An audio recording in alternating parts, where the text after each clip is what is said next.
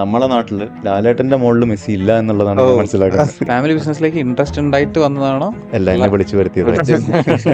കൈരളി എന്ന് പറഞ്ഞത് ഒരു ബ്രാൻഡായി മാറുന്നത് ശരിക്കും ആ ഒരു സാറിന്റെ വരവോടുകൂടിയാണ്. അൾട്ടിമേറ്റ്ലി നമുക്ക് എന്തുണ്ടായിട്ടും കാര്യമില്ല, നമ്മൾ ഹെൽത്തിൽ കുറെ കാശ് ചെലവാക്കിയിട്ട് കാര്യമില്ല, ഹെൽത്ത് ഉണ്ടെങ്കിലേ ഉള്ളൂ. കേരളത്തിൽ മാത്രമല്ല, സൗത്ത് ഇന്ത്യയിലും നമ്പർ 1 എന്ന് പറയാൻ പറ്റുന്ന ഒരു പൊസിഷനിലേക്ക് കൈരളി എത്തിയിട്ടുണ്ടോ? ഈവൻ TMT എന്ന് പറഞ്ഞ പേര് പോലും ഫെമിലിയർ ആയത് ശരിക്കും കൈരളി TMT എന്ന് കേട്ട് വളർന്നത്. നമ്മുടെയൊക്കെ ചൈൽഡ്ഹുഡിൽ കൈരളി TMT സ്റ്റീൽ ബാസ്. നമ്മൾ എന്ത് തന്നെ ഒരു സംഗതി ചെയ്യുമ്പം അതൊരു പ്ലാൻ എ ആണ്. പ്ലാൻ ബി എന്ന് പറയുന്നത് ആ പ്ലാൻ എ നടന്നില്ലെങ്കിൽ പ്ലാൻ ബി നടക്കണം എന്നുള്ളതാണ്. ഒട്ടുമിക്ക ബിസിനസ്സുകാരും എല്ലാവരും അനുഭവത്തിൽ നിന്നായിരിക്കും പഠിക്കുന്നത്. ഒരുപാട് എടുക്കുന്ന ഡിസിഷൻസ് തെറ്റന്നായിരിക്കും. അതിൽ വളരെ കുറച്ചേ ഉണ്ടാവുള്ളൂ നല്ല ഡിസിഷൻസ്. ഇത്രയും വലിയൊരു കമ്പനി റൺ ചെയ്യാൻ നിങ്ങൾ എക്സ്റ്റേണൽ കൺസൾട്ടേഷൻ കാര്യങ്ങളൊക്കെ എടുക്കുന്നുണ്ടോ? യൂസഫ് അലി സാർ ആണെങ്കിലും ശരി, ആരാണ് ഏറ്റവും നല്ല നമ്മളെപ്പോഴും കാണുന്നത് നമ്മുടെ മുകളിലുള്ള നന്നായിട്ട് ബിസിനസ് ചെയ്യുന്ന ആളുകളാണല്ലോ നമ്മളെപ്പോഴും കാണാറുള്ളത്. നമ്മൾ എപ്പോഴും കേൾക്കാറുള്ളത് അവരുടെ സക്സസ് സ്റ്റോറീസ് ആണ്. പക്ഷെ എനിക്ക് കേൾക്കാൻ താല്പര്യമുള്ളത് അവർ ഫെയിലിയേഴ്സ് എങ്ങനെ മാനേജ് ചെയ്തു എന്നുള്ളതാണ്. കൈരളി എന്നുള്ള പേരിൽ ഇപ്പോൾ ബിൽഡേഴ്സ് ആയിട്ടും സ്റ്റാർട്ട് ചെയ്തിട്ടുണ്ടല്ലോ. എന്തുകൊണ്ടാണ് ഇപ്പോൾ ഒരു ബിൽഡർ എന്നുള്ള ഒരു വെർട്ടിക്കലും കൂടി? എല്ലാവർക്കും ഓരോ മോശം സമയങ്ങളുണ്ടാവും. എൻ്റെ ഒരു മോശം സമയത്ത് ഞാൻ വളരെ വിഷമിച്ചിരിക്കുന്ന ഒരു സമയമായിരുന്നു. ആ സമയത്ത് എൻ്റെ ഫാദറിൻ്റെ ഒരു ബ്രദർ എന്നെ വിളിച്ചു, എന്നിട്ട് പറഞ്ഞു, ആനിക്കായിട്ടുള്ള പോഡ്കാസ്റ്റിൽ നമ്മൾ പറഞ്ഞൊരു കാര്യമുണ്ട്, ജീവാഗനോട് എന്താണ് അടുത്തൊരു പ്രണയം എന്ന് ചോദിച്ചിട്ടുണ്ട്. വൈ ജീവാഗൻ? It's ultimate car.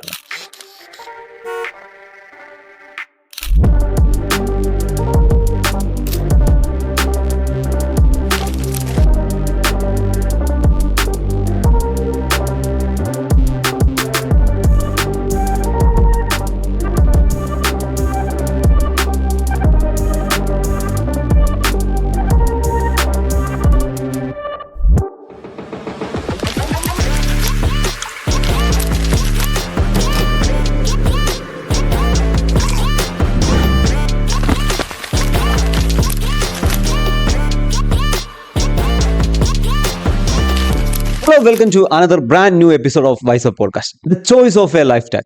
ഈ ഒരു ടാഗ്ലൈൻ കേൾക്കാത്ത മലയാളികൾ ഉണ്ടാവില്ല. അതെ, കേരളത്തിലെയും സൗത്ത് ഇന്ത്യയിലെയും ഏറ്റവും വലിയ TMT steel bars manufacturing and distributing കമ്പനിയായിട്ടുള്ള കൈരളി TMTയുടെ എക്സിക്യൂട്ടീവ് ഡയറക്ടർ ആയിട്ടുള്ള ഹ്യൂമൻ കള്ളിയത്താണ് ഇന്ന് നമ്മുടെ കൂടെ ഉള്ളത്. So welcome.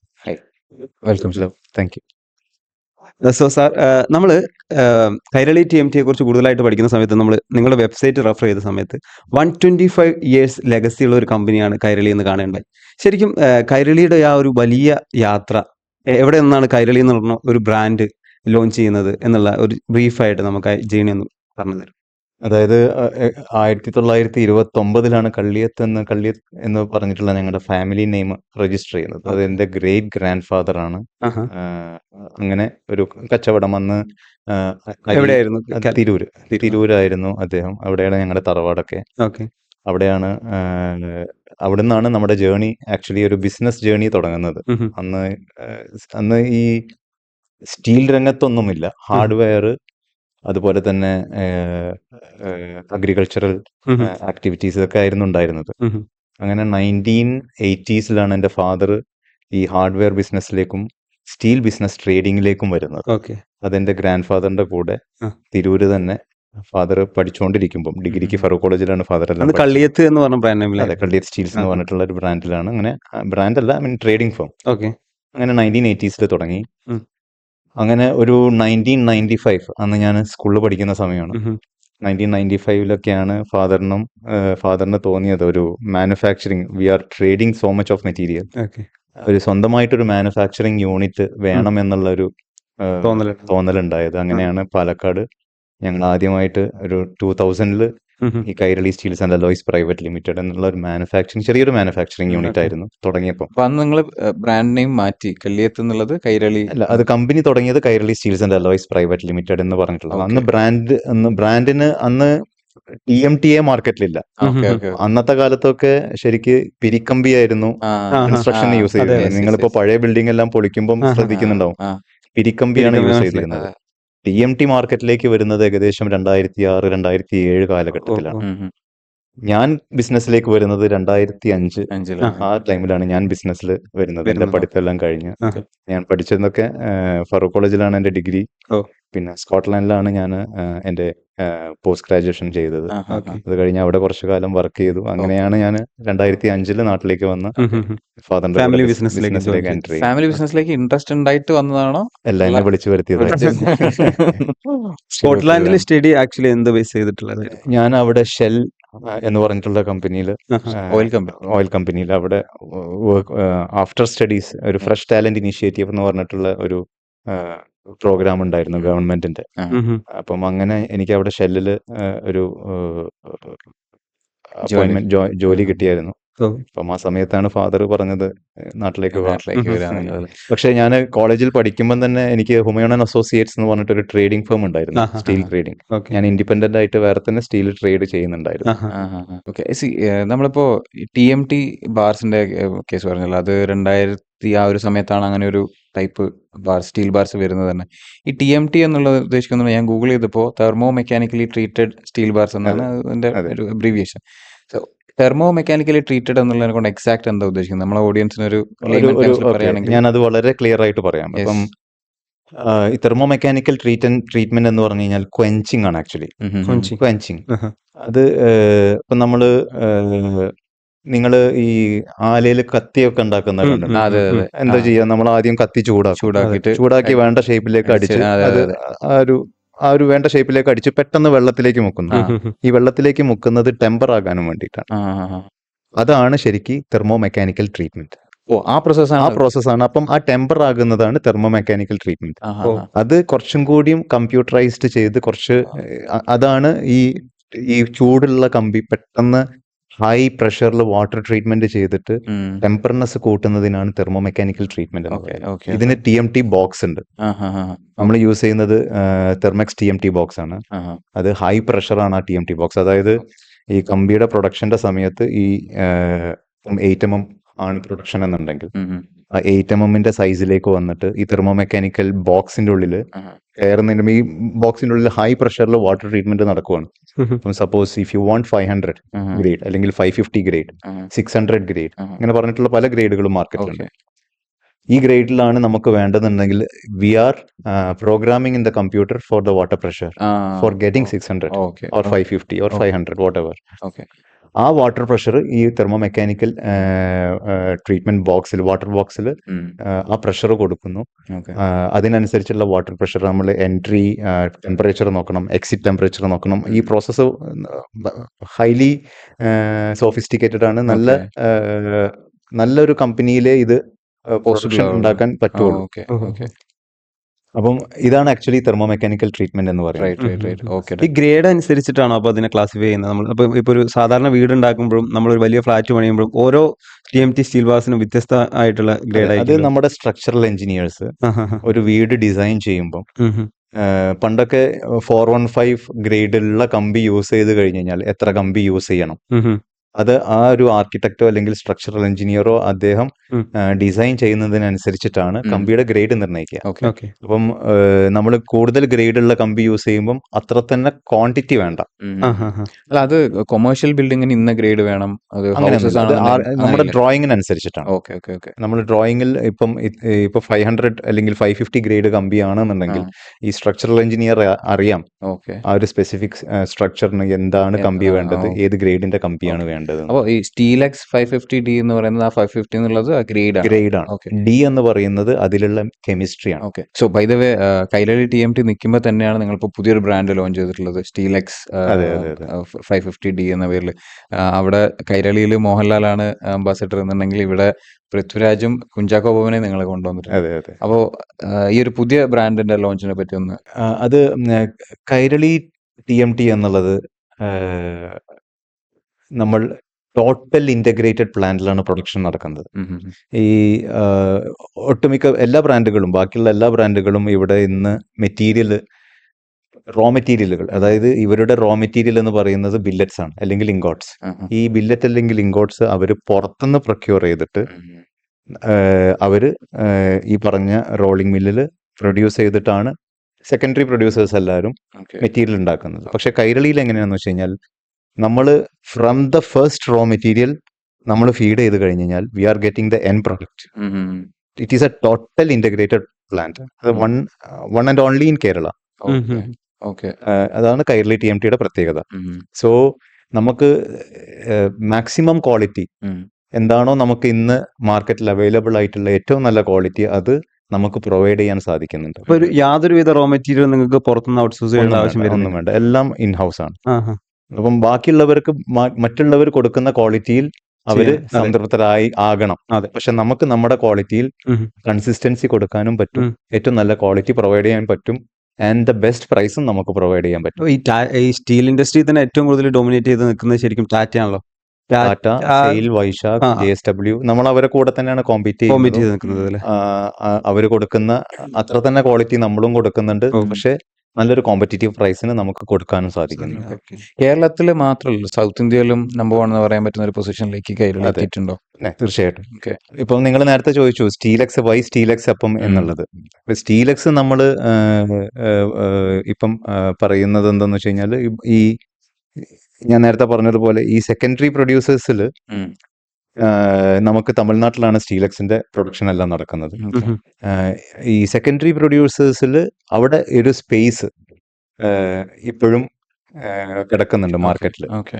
അപ്പം അവിടെ ഏറ്റവും നല്ല ക്വാളിറ്റിയിലുള്ള ഒരു മെറ്റീരിയൽ പ്രൊവൈഡ് ചെയ്യണം, അതും തന്നെ നല്ലൊരു കോമ്പറ്റീറ്റീവ് പ്രൈസിൽ പ്രൊഡ്യൂസ് ചെയ്തിട്ട് മാർക്കറ്റിലേക്ക് ഉപഭോക്താക്കളിലേക്ക് എത്തിക്കണം എന്നുള്ള ഒരു തോട്ട് ഞങ്ങൾക്ക് ഏകദേശം 2018-19 കാലഘട്ടത്തിലാണ് നമ്മൾ സ്റ്റീലെക്സ് എന്ന് പറഞ്ഞിട്ടുള്ള ഒരു ബ്രാൻഡ് മാർക്കറ്റിലേക്ക് വരുന്നത്. ഓക്കെ. ആ ടൈമിലാണ് നമ്മൾ അവിടെ തമിഴ്നാട്ടിലെ പ്രൊഡക്ഷൻ തുടങ്ങുന്നത്. Right.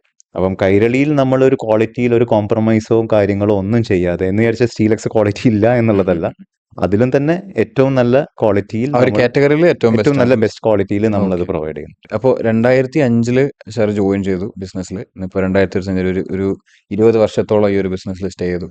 അപ്പോൾ സാർ വന്നതിന് ശേഷം ഉണ്ടായ ഒരു ഗ്രോത്ത് ഒരുപാട് കാര്യങ്ങൾ കൂടെ പോയിട്ടുണ്ട്. അപ്സ് ആയിട്ടുണ്ടാവും, ഡൗൺ ഉണ്ടായിട്ടുണ്ടാവും. അപ്പോൾ ഇപ്പോൾ ആലോചിക്കുമ്പോൾ കഴിഞ്ഞ ഒരു 20 വർഷത്തെ കുറിച്ച് ആലോചിക്കുന്ന സമയത്ത് ഒരു കീ ടേണിംഗ് പോയിന്റ്സ് എന്തൊക്കെയായിരിക്കും ബിസിനസ്സിൽ ഉണ്ടായ, പേഴ്സണൽ ലൈഫിൽ ഉണ്ടായ ആക്ച്വൽ? ഞാൻ ഇവിടെ 2005 വരുമ്പം അന്ന് ഞാൻ പറഞ്ഞ മാതിരി ടോറാണ്, പിരിക്കമ്പിയാണ് മാർക്കറ്റിൽ ഉണ്ടായിരുന്നത്. TMT എന്ന മാർക്കറ്റിൽ വന്നിട്ടില്ല. 2006-7 ആ ടൈമിലാണ് TMT മാർക്കറ്റിലേക്ക് വരുന്നത്. അന്ന് ഈ 550 അല്ലെങ്കിൽ 415 അങ്ങനത്തെ ഒരു ഗ്രേഡ് ഇല്ല. ISI മാൻഡേറ്ററി അല്ല. ഇങ്ങനത്തെ ഒരു സാഹചര്യത്തിലായിരുന്നു ഉണ്ടായിരുന്നത്. അന്ന് TMT എന്താന്ന് തന്നെ ജനങ്ങൾക്ക് അറിയില്ല, എന്താണ് പ്രോസസ്. ഈവൻ മാനുഫാക്ചറേഴ്സിന് പോലും അറിയില്ല എന്താണ് TMT എന്നുള്ളത്. ഇങ്ങനെ ഒരു സാധനം പെട്ടെന്ന് വന്നു. അതിന്റെ ഒരു ട്രാൻസിഷൻ പീരിയഡ് ഉണ്ടായിരുന്നു. അത് ടോർന്ന് പിരിക്കമ്പിന്ന് TMTയിലേക്ക് വരുന്ന ഒരു സമയം. ആ സമയത്താണ് ഞാനും ബിസിനസ്സിലേക്ക് വരുന്നത്, സജീവമായിട്ട് വരുന്നത്. പിന്നെ ആ ടൈമിൽ ഞാൻ ഫാദറിനോട് ചോദിച്ചു, നമ്മൾ ആ സമയത്തൊക്കെ ഭയങ്കര എന്താ പറയാ, ക്വാളിറ്റിയിൽ ആരും വലിയ കോൺഷ്യസ് അല്ല. ജസ്റ്റ് ഇങ്ങനെ മാക്സിമം പ്രൊഡക്ഷൻ എടുക്കുക, മാക്സിമം മെറ്റീരിയൽ മാർക്കറ്റിലേക്ക് പുഷ് ചെയ്യുക എന്നുള്ളൊരു കോൺസെപ്റ്റ് ആയിരുന്നു. അങ്ങനെയാണ് നമ്മൾ ഒരു അഡ്വർടൈസ്മെന്റ്, അന്ന് സ്റ്റീലിൽ അങ്ങനെ എനിക്ക് തോന്നുന്നില്ല അങ്ങനെ ആരും തന്നെ അഡ്വർടൈസിങ് ചെയ്യുന്ന കമ്പി വെക്കാൻ ആരും അങ്ങനെ ആഡോ കാര്യങ്ങളോ TMT എന്ന് പറഞ്ഞ പേര് പോലും ഫെമിലിയർ ആയത് ശരിക്കും കൈരളി TMT എന്ന് കേട്ട് വളർന്നത്. നമ്മുടെയൊക്കെ ചൈൽഡ്ഹുഡിൽ കൈരളി TMT സ്റ്റീൽ ബാസ് ആ സാധനം നമുക്ക് ഇങ്ങനെ ഇവിടെ വന്നിട്ടുണ്ടായിരുന്നു. അങ്ങനെ ഞാൻ ഫാദറിനോട് ചോദിക്കുകയാണ് ചെയ്തത്, നമുക്കിങ്ങനെ ഒരു പരസ്യം ചെയ്ത് കഴിഞ്ഞു കഴിഞ്ഞാൽ ഇപ്പം ആദ്യം കുറെ എതിർപ്പും കാര്യങ്ങളൊക്കെ കാണിച്ചെങ്കിലും പക്ഷെ നീ ഒന്ന് ട്രൈ ചെയ്ത് നോക്ക്. അങ്ങനെയാണ് ഞങ്ങൾ ആദ്യം കൈരളി TMTയുടെ പരസ്യം വരുന്നത്. അന്ന് ഏറ്റവും കൂടുതൽ ചെയ്തിരുന്നത് വാൾ പെയിന്റിംഗ് ആയിരിക്കും. നിങ്ങളെല്ലാ ലുക്ക് ആൻഡ് കോർണറിലും നിങ്ങൾക്ക് എവിടെ പോയാലും വാൾ പെയിന്റിംഗ് കാണാമായിരുന്നു. അന്നത്തെ ഒരു ലെറ്റർ സ്റ്റൈൽ തന്നെ ഒരു റെഡ് ബോക്സിൽ വൈറ്റ് എഴുത്തായിരിക്കും കൈരളി TMT എന്ന് പറഞ്ഞിട്ടുള്ളത്. അങ്ങനെ നമ്മൾ ആ പരസ്യം ചെയ്തപ്പം എൻക്വയറി വന്നു തുടങ്ങി, നല്ല എൻക്വയറി വന്നു തുടങ്ങി. ഈ എൻക്വയറി വരുമ്പോഴും അപ്പോഴും ഒരു കൺസേൺ ഉണ്ടായിരുന്നു. അതായത് നമ്മൾ വെറുതെ ഒരു TMT എല്ലാവരും കൊടുക്കുന്നത് പോലെയുള്ള ഒരു TMT മാത്രം കൊടുത്താൽ പോരാ, ഇറ്റ് ഷുഡ് ബി ജെന്യൂൻ ആകണമെന്നുണ്ടെങ്കിൽ ഈ നേരത്തെ പറഞ്ഞതുപോലെ ബാക്കി എല്ലാവരും പെട്ടെന്നൊരു സുപ്രഭാതത്തിൽ പിരിക്കമ്പി ഉണ്ടാക്കുന്ന കമ്പനി പെട്ടെന്നൊരു സുപ്രഭാതത്തിൽ TMT ആകുന്ന കമ്പനിയിലേക്ക് വരിക എന്ന് പറയുന്നത് it is not at all possible. അതിന് അവിടെ ടെക്നോളജി വേണം. ഈ TMT എന്ന് പറയുന്നത് ലേറ്റസ്റ്റ് ടെക്നോളജിയാണ്. ആ ലേറ്റസ്റ്റ് ടെക്നോളജിക്ക് ലേറ്റസ്റ്റ് എക്യുപ്മെന്റ്സ് തന്നെ വേണം. വേണം. Yes. അങ്ങനെയാണ് ഞങ്ങൾ 2012 to 2014 കാലഘട്ടത്തിൽ നമ്മൾ പുതിയ ഫാക്ടറി, ഇപ്പൊ ഉള്ള ഫാക്ടറിയിൽ തന്നെ ഏറ്റവും പുതിയ ലേറ്റസ്റ്റ് എക്യുപ്മെന്റോട് കൂടിയിട്ട് ഇപ്പോഴത്തെ ഏറ്റവും നല്ല ലേറ്റസ്റ്റ് ടെക്നോളജിയിൽ ഉം, ഉം. ദ ഒറിജിനൽ TMT എന്ന് പറഞ്ഞിട്ടുള്ള, അതായത് എന്താണ് ആ TMT പ്രോസസ്സിന് വേണ്ട സംഗതികളെല്ലാം, ഈവൻ ഓട്ടോമാറ്റിക് കൂളിംഗ് ബെഡ്, ഉം. കറക്റ്റ് TMT പ്രോസസ്സ്, ഞാൻ നേരത്തെ പറഞ്ഞതുപോലെ തന്നെ കറക്റ്റ് TMT പ്രോസസ്സിലൂടെ ഓട്ടോമാറ്റിക് കൂളിംഗ് ബെഡിലേക്ക് വീഴുന്ന ഉം. TMT ആയിരിക്കണം എന്നുള്ളത് എന്റെ ഫാദറിന് വളരെ അധികം, നിർബന്ധമായി. അതായത് നമ്മൾ എത്രത്തോളം പരസ്യം ചെയ്യുന്നുവോ ഉം. അത്ര തന്നെ ആയിരിക്കണം നമ്മുടെ ക്വാളിറ്റി. Quality. തന്നെ ഡെലിവറി കൊടുക്കണം അതെ. നമ്മള് പറയുന്നത്. കാരണം നമ്മൾ ഈ പരസ്യത്തിൽ പറയുന്നത് എല്ലാം അതെ. നമ്മൾ ഡെലിവറി ചെയ്യണം. അതെ അത് ലാലേട്ടനെ വെച്ചാലും ശരി, ചാക്കോച്ചനെ വെച്ചാലും അതെ. ശരി, നമ്മൾ ഇത്രത്തോളം പരസ്യം ചെയ്തിട്ട് ക്വാളിറ്റിയിൽ കുറവുണ്ടെന്നുണ്ടെങ്കിൽ അത് കാര്യം. നമുക്ക് നെഗറ്റീവ് തന്നെ ആയിരിക്കും. ഉം, ഉം. നമുക്ക് എത്രത്തോളം പേരുണ്ടോ അത്ര തന്നെ ആയിരിക്കും നമുക്ക് നെഗറ്റീവ് പോയിന്റ്സും വരും. വരുന്നത്. നമ്മൾ ഈ ഫിരിക്കമ്പിൽ നിന്ന് TMTയിലേക്ക് മാറുന്ന സമയത്ത് ടെക്നോളജിപരമായിട്ടും എംപ്ലോയീസിനെ എഡ്യൂക്കേറ്റ് ചെയ്യുന്ന ഒരു ടാസ്ക് കൂടി ഉണ്ടായിരുന്നു. ഉണ്ടായിരുന്നു. അതൊരു വലിയ ചലഞ്ച്. അതും വലിയൊരു ചലഞ്ചാണ്. ഉം, ഉം. അങ്ങനെയാണ് 2014 ഞങ്ങൾ ജയറാമേട്ടനെ വെച്ചിട്ട് Okay. ഫസ്റ്റ് ഒരു അന്ന് എനിക്ക് തോന്നുന്നില്ല ഇപ്പോഴും അങ്ങനെ ഒരു ഫിലിം ആക്ടറിനെ വെച്ചിട്ട് ഒരു അതും ഫസ്റ്റ് ചെയ്തത് കൈരളി കൈരളി TMT ആണ്. TMT തന്നെയാണ് ഫസ്റ്റ് ഒരു ആക്ടറിനെ വെച്ചിട്ട് Right. പരസ്യം ചെയ്തത്. Okay. അത് ഭയങ്കര സഹകരണമായിരുന്നു അദ്ദേഹം. നമുക്ക് ജനങ്ങളിലേക്ക് പെട്ടെന്ന് അതെത്തി. അന്നത്തെ ക്യാമ്പയിനിങ്ങും ഭയങ്കര രസമായിരുന്നു. അതായത് ഞങ്ങളുടെ ക്യാമ്പയിനിങ് ഒരു സ്പെഷ്യൽ ക്യാമ്പയിനിങ് ആയിരുന്നു. എല്ലാവരും ഓർമ്മയുണ്ടോന്ന് എനിക്കറിയില്ല. അത് മനോരമ, മാതൃഭൂമി, മാധ്യമം, എല്ലാ വലിയ പത്രങ്ങളിലും എല്ലാ വലിയ ഹോർഡിങ്സ് കാര്യങ്ങൾ ഇതെല്ലാം നമ്മൾ എടുത്തിട്ട് ഫസ്റ്റത്തെ ഒരാഴ്ച പരസ്യം വന്നിരിക്കുന്നത് നിങ്ങൾ നിങ്ങളുടെ വീട്ടിൽ സുരക്ഷിതരാണോ എന്നുള്ളത് മാത്രമേ ഉള്ളൂ. അവിടെ കൈരളിന്നില്ല, ഒന്നുമില്ല. ഇത് മാത്രം ജയറാമേട്ടന്റെ ഫോട്ടോ. ഇതായിരുന്നു അത്. അങ്ങനെ ഒരു ആഴ്ച, ഒന്നരാഴ്ച. അപ്പൊ ജനങ്ങളുടെ ഇടയിൽ ഒരു ക്യൂരിയോസിറ്റി ആയിരുന്നു, എന്താണ് ഇതെന്താ സംഭവം എന്നുള്ളത്. അങ്ങനെ ഒരാഴ്ച കഴിഞ്ഞതിന്റെ ശേഷമാണ് നമ്മുടെ ആക്ച്വൽ പരസ്യം, വാട്ട് ആർ അവർ USBs, ഇതെല്ലാം ഒരാഴ്ച കഴിഞ്ഞതിന്റെ ശേഷം പത്രത്തിൽ തന്നെ വന്നു. അതിൽ നമ്മുടെ ടെക്നോളജീനെ കുറിച്ചിട്ട് അപ്പോഴാണ് നമ്മുടെ ആ ലേറ്റസ്റ്റ് ടെക്നോളജി കമ്പനി നമ്മൾ പ്രൊഡക്ഷൻ അപ്പോഴാണ് നമ്മൾ സ്റ്റാർട്ട് ചെയ്തത്, ഇംപ്ലിമെന്റ് ചെയ്യുന്നത് അപ്പോഴാണ്. അങ്ങനെയാണ്. അവിടുന്നാണ് പിന്നെ ഒരു നല്ലൊരു ടേക്ക് ഓഫ് ഉണ്ടായിരുന്നു. പിന്നെയാണ് അവിടുന്ന് എത്ര വർഷം കഴിഞ്ഞിട്ട് ലാലേട്ടൻ അവിടുന്ന് ഒരു 3 വർഷം കഴിഞ്ഞ് ലാലേട്ടനായിട്ട് എൻഡോസ് ചെയ്തു. അത് വലിയൊരു ലീപ്പായോ? പിന്നെ അത് ബിസിനസ്സിലൊക്കെ എത്ര എങ്ങനത്തെ ഗ്രോത്ത് ആണ് ഉണ്ടാക്കിയത്? Almost double. വലിയൊരു കേരളത്തിന്റെ തന്നെ വലിയൊരു ബ്രാൻഡ് വരികയാണല്ലോ. ശരിക്കും ആദ്യം നമ്മൾ വാളാഡ്സ് ചെയ്തു, പിന്നെ അതിനുശേഷം ജയറാമേട്ടനെ കൊണ്ടുവന്ന് നമ്മൾ ഡിജിറ്റൽ ആയിട്ടുള്ള അല്ലെ മനോരമയിലൊക്കെ അല്ലാത്ത രീതിയിൽ TV ആഡ്സ് ചെയ്തു, പിന്നെ ലാലേട്ടനെ കൊണ്ടുവന്നു. ശരിക്കും ഇതൊക്കെ ഹ്യൂമൻ സാർ വന്നതിന് ശേഷമാണ് ഇതൊക്കെ സംഭവിക്കുന്നത്, 2005 ശേഷം. അപ്പൊ കൈരളി എന്ന് പറഞ്ഞത് ഒരു ബ്രാൻഡായി മാറുന്നത് ശരിക്കും ആ ഒരു സാറിന്റെ വരവോടുകൂടിയാണ്. അങ്ങനെ പറയാൻ പറ്റില്ല. നമ്മളെല്ലാവരും നമ്മളൊരു ടീമായിട്ടാണല്ലോ വർക്ക് ചെയ്യുന്നത്. ഞാനുണ്ട്, എന്റെ അനിയനുണ്ട്, എന്റെ ഫാദർ ഉണ്ട്, നമ്മുടെ സ്റ്റാഫ്സ് ഉണ്ട്, എല്ലാവരും ഉണ്ട്. എല്ലാവരുടെ ഇൻപുട്സ് അതിൽ ഒരുപാടുണ്ട്. അത് പക്ഷെ ഒരു വലിയ രീതിയിലുള്ള ഒരു സ്കെയിലിംഗ് സംഭവിച്ചത് ശരിക്കും ആ ഒരു പീരീഡിന് ശേഷമല്ലേ? അതെ അതെ. ആ സമയത്ത് സാധാരണ പല ബിസിനസ്സുകാരും ഒരു ചലഞ്ച് അനുഭവിക്കുന്നത് ഒരു ബിസിനസ് സ്കെയിൽ ചെയ്യുന്ന സമയത്തായിരിക്കും. അന്ന സമയത്ത് കൈരളിക്ക് എന്തൊക്കെ ചലഞ്ചസ് ആയിരുന്നു ഉണ്ടായിരുന്നത്? ഏറ്റവും വലിയ ചലഞ്ച് എന്താന്ന് വെച്ച് കഴിഞ്ഞാൽ, ഞാൻ നേരത്തെ പറഞ്ഞതുപോലെ 2005 ഞാൻ പഠിച്ചു വന്നു, ബിസിനസ്സിൽ ഇങ്ങനെ കാര്യങ്ങളെല്ലാം ചെയ്തുകൊണ്ടിരിക്കുമ്പോഴാണ് 2009 അനിയന്റെ ഒരു ആക്സിഡന്റ് ഉണ്ടാകുന്നത്. അത് വലിയൊരു ആക്സിഡന്റ് ആയിരുന്നു. അവൻ ആക്ച്വലി അവനൊരു നാഷണൽ ബോക്സറാണ്. നോമ്പിന്റെ സമയമായിരുന്നു. നോമ്പെടുത്തിട്ട് അവൻ ഇടുക്കിയിൽ ബോക്സിംഗ് കോമ്പറ്റീഷന് പോയി.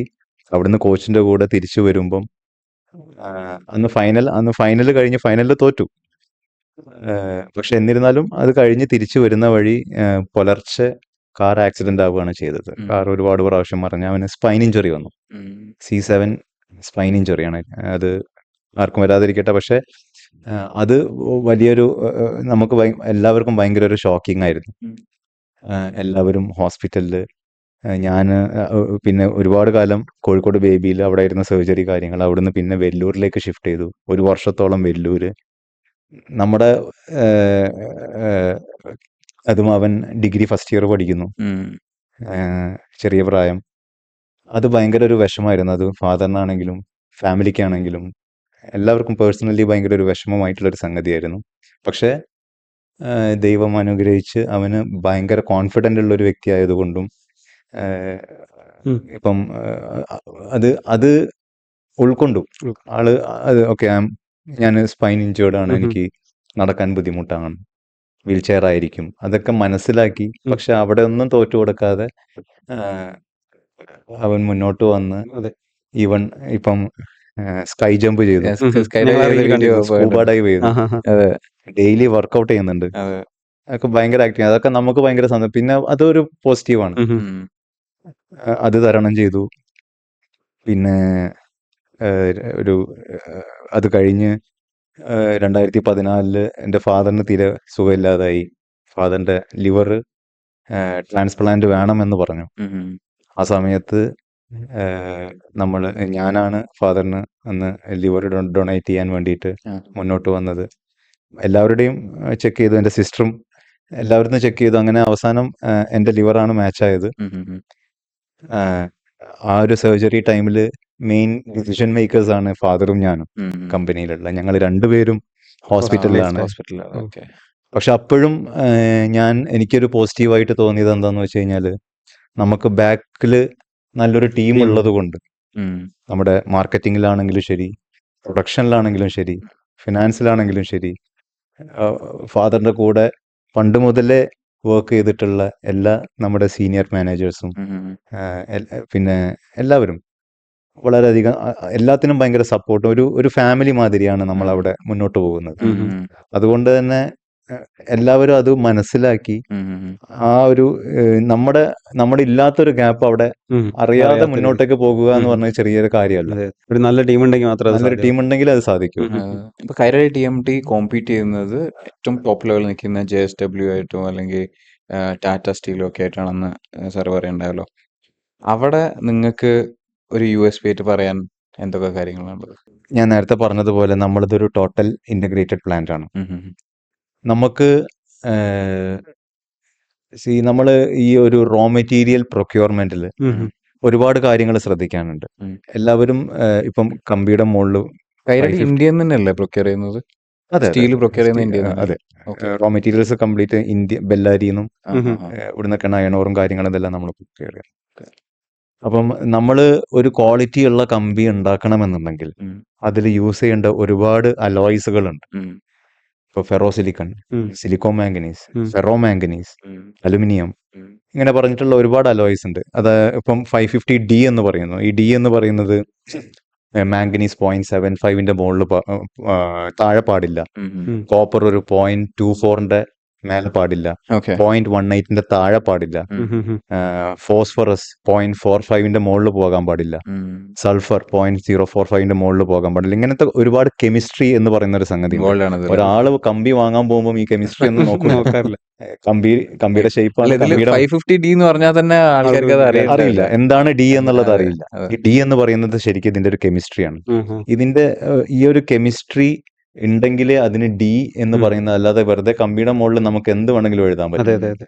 അപ്പം ഈ ഒരു ക്വാളിറ്റിയിൽ പ്രൊഡക്ഷൻ നടത്തണം എന്നുണ്ടെങ്കിൽ ടോട്ടൽ ഇന്റഗ്രേറ്റഡ് പ്ലാന്റിനെ സാധിക്കുള്ളൂ. നിങ്ങൾ പറഞ്ഞ ഈ പ്രൈമറി പ്രൊഡ്യൂസേഴ്സും കാര്യങ്ങളും ഇവർക്കൊക്കെ എല്ലാം ടോട്ടലി ഇന്റഗ്രേറ്റഡ് പ്ലാന്റ് ആണ്. അതാണ് നമ്മുടെ അഡ്വാൻറ്റേജ്. കൈരളി തുടങ്ങിയ കാലം തൊട്ട് നിങ്ങൾ ഇങ്ങനെയായിരുന്നു? ആരംഭകാലത്തിലൊക്കെ റോ മെറ്റീരിയൽ സോഴ്സ് ചെയ്യില്ലായിരുന്നു? എല്ലാം പുറത്തുനിന്ന് ബാക്കിയുള്ളവർ സോഴ്സ് ചെയ്യുന്നത് പോലെ തന്നെയാണ്. ഈ ഒരു കൺവേർഷൻ വന്നിട്ട് എത്ര കാലമായി? ഈ ഒരു ലേറ്റസ്റ്റ് കൺവേർഷൻ വന്നിരിക്കുന്നത് 2021 ആണ്. അതേപോലെ തന്നെ നിങ്ങൾ ഒരു ടൈം കഴിഞ്ഞപ്പോൾ, ഇപ്പോൾ പ്രത്യേകിച്ച് നേരത്തെ പറഞ്ഞ പോലെ ലാലേട്ടൻ വന്നതിന് ശേഷം പ്രൊഡക്ഷൻ ഓൾമോസ്റ്റ് ഡബിളായി, സെയിൽ ഓൾമോസ്റ്റ് ഡബിളായി. അപ്പോൾ ആ സമയത്ത് ഒരു വലിയൊരു ഡിമാൻഡ് വന്നിട്ട് നമുക്ക് പ്രൊഡക്ഷൻ ഡബിൾ ആക്കേണ്ട, സെയിൽ വരുന്ന സമയത്ത് പ്രൊഡക്ഷൻ ഡബിൾ ആക്കണം. സോ അങ്ങനത്തെ ഒരു റിക്വയർമെന്റ് വന്നിട്ടുണ്ടാവും. ആ സമയത്തൊക്കെ സെയിം ക്വാളിറ്റി നിലനിർത്തിക്കൊണ്ട് തന്നെ പ്രൊഡക്ഷൻ ഡബിൾ ആക്കുക എന്ന് പറയുന്ന ഒരു ടാസ്ക് ആയിരിക്കില്ലേ? അതൊക്കെ എങ്ങനെയാണ് തരണം ചെയ്തത്? നമ്മുടെ കമ്പനിക്ക് നേരത്തെ നല്ലൊരു കപ്പാസിറ്റി ഉണ്ടായിരുന്നു. Actually we were not using 100% capacity. So ആ ഒരു എക്സിസ്റ്റിംഗ് പ്ലാന്റ് തന്നെ മതിയായിരുന്നു. ഇപ്പോഴും നമുക്ക് ഇനി പ്രൊഡക്ഷൻ ഇനിയും കൂട്ടാനുള്ള കപ്പാസിറ്റി നമ്മുടെ കമ്പനിക്കുണ്ട്. How big is your plan, sir? We are producing 500 tons per day. 500 tons per day. And your customers are in all over India, all over south India. South India. South India അതിൽ തന്നെ കേരളത്തിലാണ് ഏറ്റവും കൂടുതൽ. കേരളത്തിലാണ് ഏറ്റവും കൂടുതൽ sale. Okay.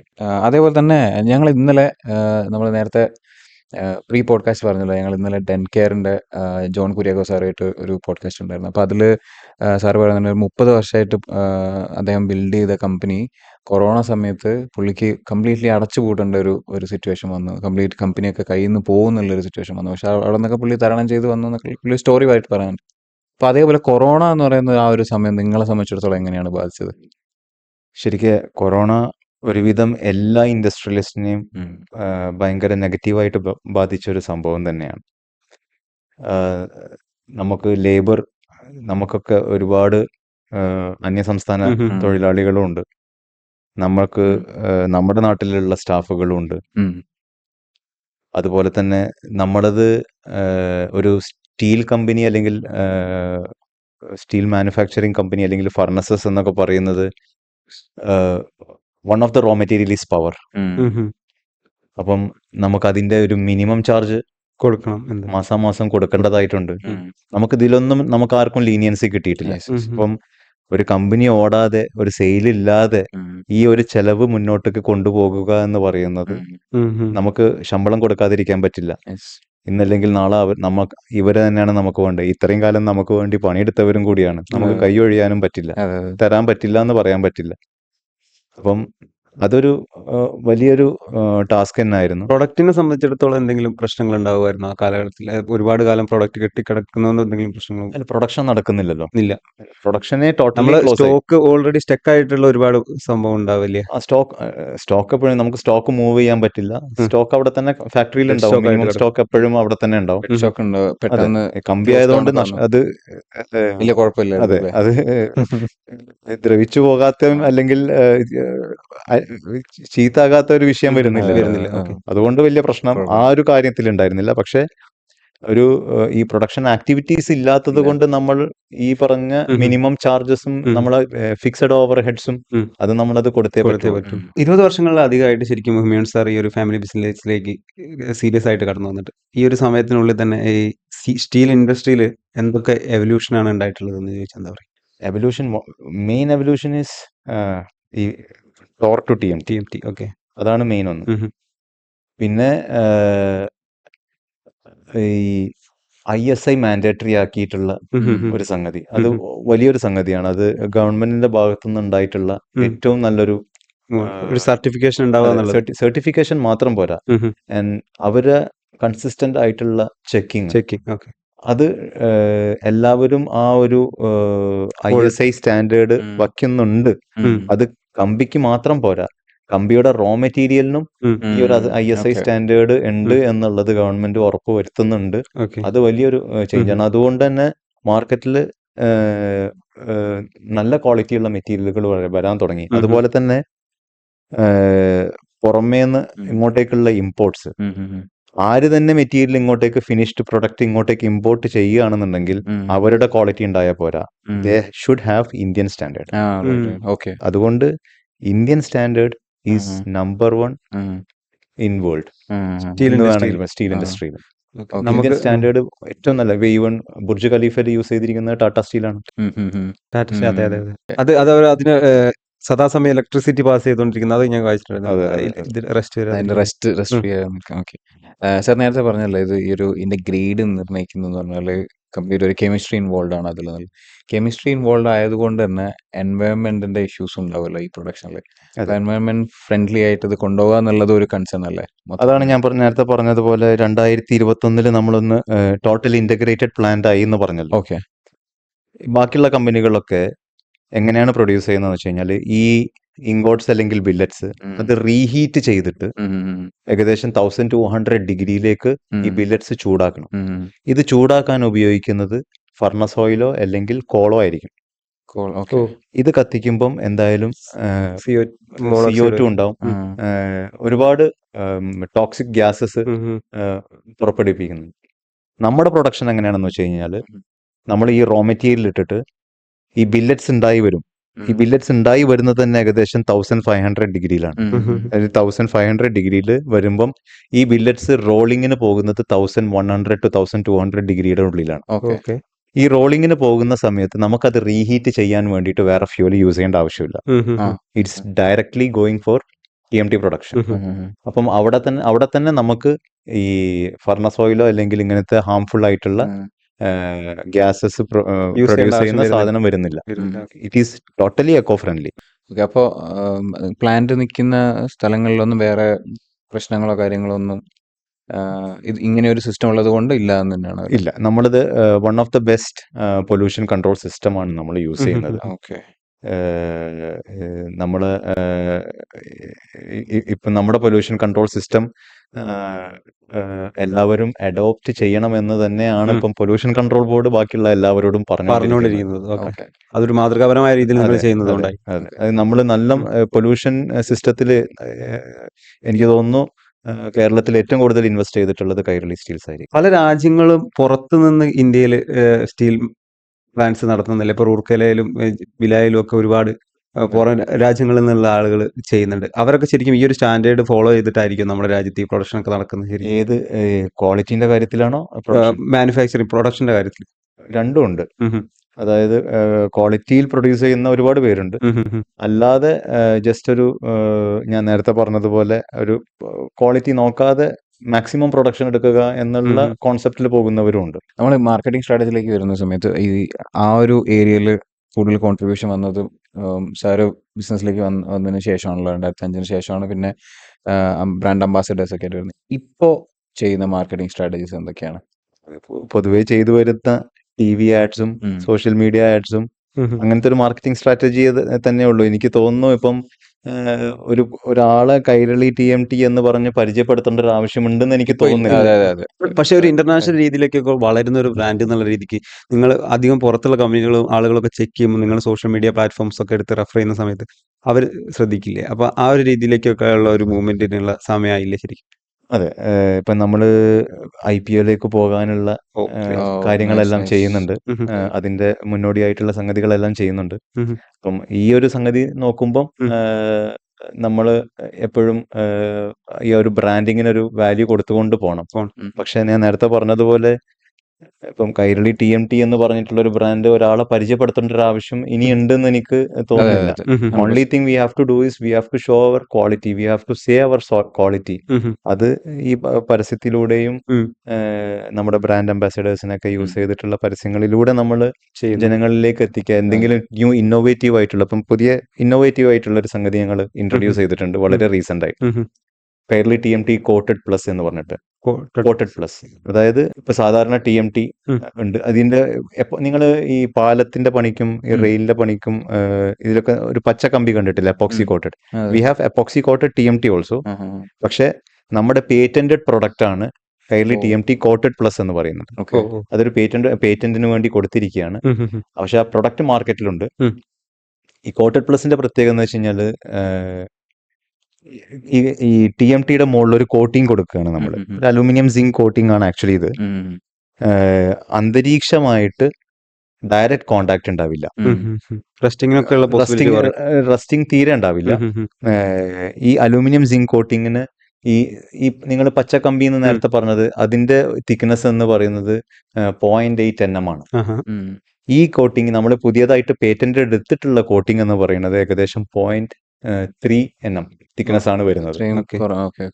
Almost half A thickness വരുന്നുള്ളൂ. അതുകൊണ്ട് തന്നെ ഇതിന്റെ ബോണ്ടിങ് സ്ട്രെങ്ത്തും കൂടുതലാണ്. And it is success in pull out test.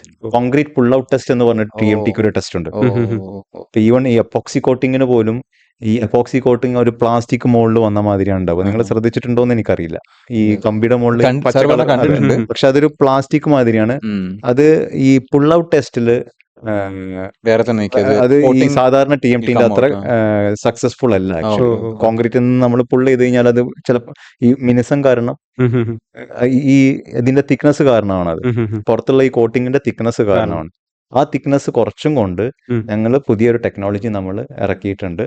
അത് പേറ്റന്റിങ്ങിന് പോയിട്ടുണ്ട്. ഇന്ത്യൻ അതിന്റെ പേപ്പർ വർക്ക്സ് എല്ലാം നടന്നുകൊണ്ടിരിക്കുകയാണ്. മാർക്കറ്റിൽ പ്രൊഡക്റ്റ് ഉണ്ട്. അത് അതിന്റെ ഒരു അഡ്വാൻറ്റേജ് എന്താന്ന് വെച്ച് കഴിഞ്ഞാൽ ഞാൻ നേരത്തെ പറഞ്ഞതുപോലെ അലൂമിനിയം സിങ്ക് കോട്ടിംഗ് ആണ് അതിന് വരുന്നത്. അപ്പം ഈ സാധാരണ കമ്പി നമുക്കിപ്പം ഒരു 100 വർഷം ലൈഫ് തരുന്നുണ്ടെന്നുണ്ടെങ്കിൽ ഈ കമ്പി ഈ പുറത്തുള്ള ഈ കോട്ടിംഗ് ഉണ്ടല്ലോ, ഇത് അലുമിനിയം ഓക്സൈഡും സിങ്ക് ഓക്സൈഡും ഒക്കെ ആയി കഴിഞ്ഞതിന്റെ ശേഷമേ ഫെറസിലേക്ക് എത്തുന്നുള്ളൂ, അതായത് അയണിലേക്ക് എത്തുന്നുള്ളൂ. അപ്പോഴേ അതിന്റെ കൊറോഷൻ സ്റ്റാർട്ട് ചെയ്യത്തുള്ളൂ. ദാറ്റ് മീൻസ് ഈ 100 വർഷം എന്നുള്ളത് നമുക്ക് 200 വർഷം ലൈഫ്. 200 വർഷം എന്തായാലും നമ്മൾ ഉണ്ടാവില്ല എന്നൊക്കെ വിചാരിക്കും. പക്ഷെ നമ്മുടെ ബ്രാൻഡ് അപ്പോഴും നിലനിൽക്കണം. ഇപ്പം ഓൾ ഇന്ത്യ ലെവലിൽ കൈരളി ഡിസ്ട്രിബ്യൂഷൻ ഉണ്ടോ? സൗത്ത് ഇന്ത്യ ഇപ്പൊ സൗത്ത് ഇന്ത്യയാണ്.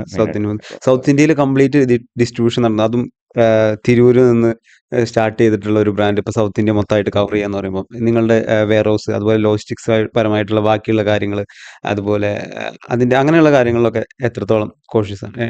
നമുക്ക് നമ്മുടെ ഓൺ ട്രക്സ് ആണുള്ളത്. നമ്മുടെ വെയർ ഹൗസ് മെയിൻ ആയിട്ട് വരുന്നത് കോഴിക്കോടും പിന്നെ പാലക്കാടുമാണ്. അവിടുന്നാണ് ടോട്ടൽ ഡിസ്ട്രിബ്യൂഷൻ പോകുന്നത്. പിന്നെ തമിഴ്നാട്ടിലാണ് നമുക്ക് കാങ്കയത്ത് വേറെ ഒരു ഫാക്ടറി ഉള്ളത്. അവിടെയാണ് സ്റ്റീലക്സിന്റെ പ്രൊഡക്ഷനും കാര്യങ്ങളൊക്കെ നടക്കുന്നത്. അവിടെയും നമ്മൾ സ്റ്റോക്ക് ചെയ്യാറുണ്ട്. മെയിൻലി പാലക്കാട് നിന്നാണ് ഡിസ്ട്രിബ്യൂഷൻ. അപ്പൊ നമ്മുടെ ട്രക്ക് തന്നെ ഉള്ളത് കൊണ്ട് ഡിസ്ട്രിബ്യൂഷൻ ഒരു വിഷയമല്ല. സപ്ലൈ കംപ്ലീറ്റ് നമ്മുടെ ഉപയോഗിച്ചിട്ട് പോകുന്നത്. ഞാൻ ഒന്ന് മാർക്കറ്റിംഗിലേക്ക് തിരിച്ചു വന്നോട്ടെ. നേരത്തെ സാർ പറയണ്ടായി മോഹൻലാൽ വന്നതിന് ശേഷം എടുത്തൊരു ലീപ്പ്. അപ്പോൾ ഒരു ബിസിനസ്സിനെ സംബന്ധിച്ചിടത്തോളം വലിയൊരു എമൗണ്ട് കൊടുത്തുകൊണ്ട് മലയാളത്തിലെ ഏറ്റവും വലിയ സൂപ്പർ സ്റ്റാറിനെ കൊണ്ടുവരിക എന്ന് പറയുന്ന ഒരു റിസ്ക് ഉണ്ടല്ലോ. ആ റിസ്ക് എടുത്തുകൊണ്ടാണല്ലോ ഇപ്പോഴത്തെ ഇങ്ങനെ ഒരു സക്സസ് ഉണ്ടായത്. പക്ഷെ ഇപ്പോൾ സാറിനെ പോലെ ഒരു എസ്റ്റാബ്ലിഷ്ഡ് ആയിട്ടുള്ള ഒരു ബിസിനസ് ആണെങ്കിൽ പോലും അത് ഏത് മൊമെന്റിലാണ് അങ്ങനത്തെ ഒരു ഡിസിഷൻ എടുക്കേണ്ടത്? ടോട്ടൽ നമ്മളുടെ ഒരു പ്രോഫിറ്റിന്റെ എത്ര പെർസെന്റേജോളം നമുക്ക് അങ്ങനെ ഒരു മാർക്കറ്റിംഗ് ബഡ്ജറ്റിന് വേണ്ടിയിട്ട് മാറ്റി വെക്കാൻ പറ്റും? സാറിന്റെ ഒരു ടേക്കാണ് എനിക്കറിയാം. അതെ, അതായത് നമ്മുടെ മെറ്റീരിയലിന് ഒരു വാല്യൂ ഉണ്ട് എന്നുള്ളത് നമുക്ക് മനസ്സിലായാൽ, അങ്ങനെ ഒരു കാര്യം അറിയണം. നമ്മുടെ മെറ്റീരിയലിന് ഒരു വാല്യൂ ഉണ്ട്, ആളുകൾ ചോദിച്ചു വരുന്നുണ്ട്, റിപ്പീറ്റഡ് ഓർഡേഴ്സ് വരുന്നുണ്ട് ഫ്രം ദ സെയിം പേഴ്സൺ. ഇപ്പൊ ഒരു കോൺട്രാക്ടർ ഉണ്ട്, അല്ലെങ്കിൽ ഒരു ആർക്കിടെക്ട് ഉണ്ട്, അവരുടെ അടുത്തുനിന്ന് അവര് നമ്മുടെ മെറ്റീരിയലിന്റെ ക്വാളിറ്റി മനസ്സിലാക്കിയത് കൊണ്ടാണല്ലോ നമുക്ക് റിപ്പീറ്റഡ് ഓർഡേഴ്സ് വരുന്നത്.